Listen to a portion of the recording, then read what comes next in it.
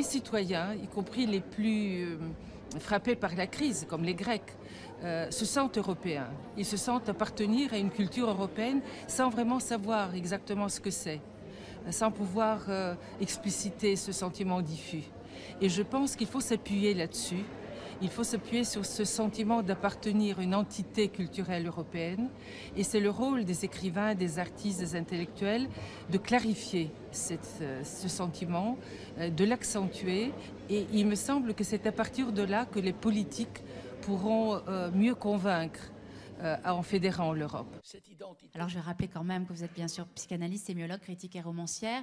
Et dans un portrait que va vous consacrer Arte le 20 février prochain, vous vous définissez, je cite, comme une citoyenne européenne, française de nationalité, bulgare de naissance et américaine d'adoption. Un joli triptyque. Avec ce triptyque-là, cette histoire-là, là encore, comment on regarde l'Europe d'aujourd'hui? Est-ce que vous aussi, vous parlez de menaces de chaos? Oui, oui, absolument. Je trouve que le manifeste que nous avons signé exprime avec beaucoup d'angoisse, parfois tragique, mais une grande lucidité, ce que Bernard appelait tout à l'heure la mort qui menace l'Europe, qui est peut-être même en cours. Mais vous avez remarqué que notre titre n'est pas Europe et chaos, point d'exclamation. Le titre est une interrogation. Europe ou chaos au sens de situation chaotique. Donc, c'est par rapport à cela, et en écoutant mes amis autour de ce panel, je me suis dit que je ne suis ni pessimiste ni optimiste, mais comme le dit le titre, je pense, Europe ou chaos, je suis une pessimiste énergique. Ce qui veut dire qu'on constate la situation, et on essaye de faire face en mobilisant les énergies. Et de ce point de vue, je vais essayer de, me demandant ce que je peux dire qui n'a pas été dit, mais tout a été dit, de dire les mêmes choses, mais de manière peut-être plus optimiste. Parce qu'en effet, citoyenne européenne de nationalité française, d'origine bulgare et américaine d'adoption, j'ai envie de dire que pour qu'il n'y ait pas de chaos, essayons de sauver l'Europe. Et il y a une seule façon de le faire, c'est de miser sur la culture. Cet optimisme que je récuse et que j'appelle pessimisme énergique me vient d'une écrivaine française que beaucoup d'entre vous connaissent, qui est Colette, et qui disait « Renaître n'a jamais été au-dessus de mes forces ». Ça a l'air assez paradoxal et prétentieux, mais je trouve que c'est assez féminin, parce que nous avons à soigner souvent. Et pourquoi ne pas soigner l'Europe, nous les femmes? Donc j'assume cela et je vais essayer de vous dire pourquoi je pense que la culture peut être une voie cardinale pour la fédération européenne qui figure comme projet dans notre manifeste. Parce que je pense que nous avons un certain nombre de caractéristiques de la culture européenne. Tout à l'heure, on a dit qu'elle est la plus noble. Je ne sais pas si elle est la plus noble, mais elle est très intéressante en raison de ces caractéristiques que je vais essayer d'énumérer et peut-être de commenter certaines d'entre elles pour vous convaincre que mettre l'accent sur la culture peut être cette voie cardinale qui nous conduit à l'Europe politique fédérale, je veux dire. D'abord, la notion d'identité que nous avons forgée en Europe à travers les siècles, à travers cette tradition culturelle, on l'a évoqué ici, multiple, grecque, juive, chrétienne, et maintenant la greffe musulmane qui commence à prendre des proportions que nous connaissons. Cette notion d'identité que nous avons n'est pas un culte, parce qu'elle a pu l'être. Et quand elle a été culte, elle est devenue criminelle et barbare. On a évoqué les croisades, les inquisitions, le colonialisme, la Shoah. L'Europe a hérité de tout cela. Mais nous n'avons plus cette idée culte de la nation et de quelque identité que ce soit. Notre notion d'identité est l'amour du point d'interrogation. Comme disait Nietzsche, j'ai mis un point d'interrogation à l'endroit du plus grand sérieux. Et quel plus grand sérieux que la question de l'identité. Et c'est en Europe uniquement que la question de l'identité est une question et non pas un culte. Peut-être parce que nous avons commis des crimes, comme Bernard l'a dit, mais peut-être aussi parce qu'ici, et mieux qu'ailleurs, on a commencé cet interminable travail de mise en question, de problématisation de l'identité, de la mémoire et du passé. Et je crois qu'on n'est pas assez fiers de cette problématisation de l'identité qui est un trait distinctif de la culture européenne. À partir de là, nous arrivons à une notion d'identité que la réalité européenne nous présente et qui est exemplifiée dans le multilinguisme. L'identité de mes étudiants, c'est le plurilinguisme. Vous imaginez ce sujet kaléidoscopique européen qui parle 3, 4, 5, plusieurs langues même, pas tous, mais souvent plusieurs d'entre nous sont amenés pour des raisons économiques de passer d'une frontière à l'autre. Et un autre sujet européen est en train de naître, c'est l'homme multilingue, qui est évidemment non pas adhérent à une identité, mais capable de voir chaque identité de tous les côtés. Peut-être plus que sur les autres continents, parce que nous avons aussi une culture philosophique de l'interrogation.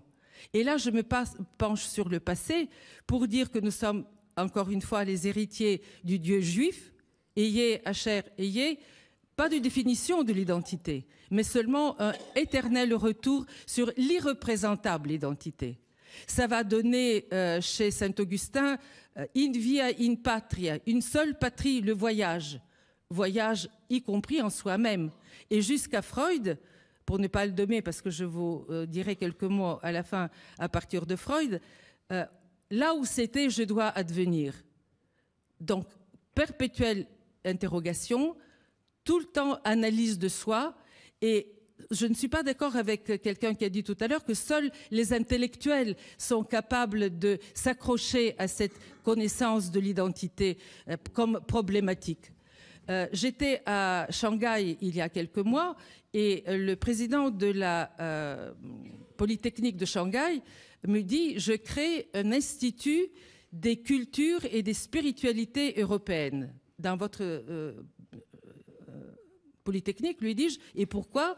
Parce que je voudrais que mes jeunes filles et jeunes gens, quand ils rencontrent un conflit interne ou externe, ne deviennent pas kamikazes. Et vous leur donnez à penser. Donc, il faut que je leur apprenne la culture européenne. Je trouvais ça tout à fait intéressant. Et même, je trouve qu'en Europe, aujourd'hui, il y a un désir de culture européenne. Même les Français, parfois, les Grecs aussi, qui sont dans la détresse que nous connaissons, se reconnaissent dans la culture européenne. Je pourrais m'arrêter au-delà du multilinguisme sur d'autres formes de problématisation des grandes entités qui gouvernent la globalisation, comme la notion de nation ou comme la notion de liberté. Mais je dirais juste quelques mots sur la notion de liberté et je m'arrêterai, si vous permettez, j'espère que je ne prends pas trop de temps, sur la laïcité, sur la coupure du fil de la tradition, sur le rôle de l'humanisme et du féminisme en lui, qui sont des héritages culturels européens. Mais d'abord, la notion de liberté. On a parlé tout à l'heure des banques. Mais des banques, c'est aussi une grande liberté. Liberté de l'argent, liberté de l'économie. Sauf que nous avons produit en Europe deux notions de liberté, au moins. Celle qui nous vient de Kant, pour lesquelles la liberté, c'est l'autocommensement, le self-beginning, Selbstanfang. Ce qui veut dire la libre initiative. Et cette libre initiative peut donner lieu à une notion de liberté qui est une adaptation à la logique de la production et à la logique économique et financière. Pourquoi pas? Ça a donné de grandes acquisitions, cette logique-là. Et, comme l'a dit Max Weber, dans l'orbe du protestantisme, on arrive au capitalisme et son essor économique aujourd'hui. Mais nous avons aussi une autre liberté qui est celle de la pensée présocratique, qui est celle du dialogue platonicien, qui est celle qui s'est développée à travers la révolte, qui n'est pas simplement cristallisée dans un universalisme tyrannique, mais qui est la révolte comme interrogation, comme mise en question, comme révélation, qui s'est développée dans la mise en cause du langage, qui est devenu langage poétique, qui s'est développé dans la mise en cause du désir qui a donné la libération sexuelle.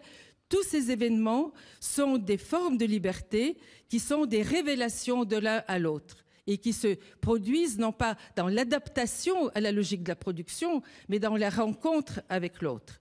Tout cela fait que notre Europe travaille avec le modèle qui est plus développé aux États-Unis et qui est celui de l'adaptation aux normes, et l'autre qui est plus dans la révélation, révolte et libération.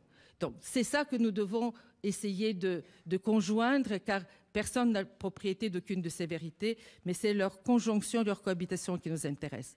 Et j'en arrive à ma dernière préoccupation, qui est la spiritualité qui a été évoquée. Nous sommes le seul continent, la seule civilisation qui a rompu le fil de la tradition religieuse.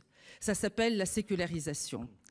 Dans la précipitation à le faire, et nous avons eu raison de le faire, Hannah Arendt et Tocqueville le disent, dans la précipitation de cibler les abus de la religion, son obscurantisme, nous avons oublié de mettre en évidence les bénéfices du besoin de croire.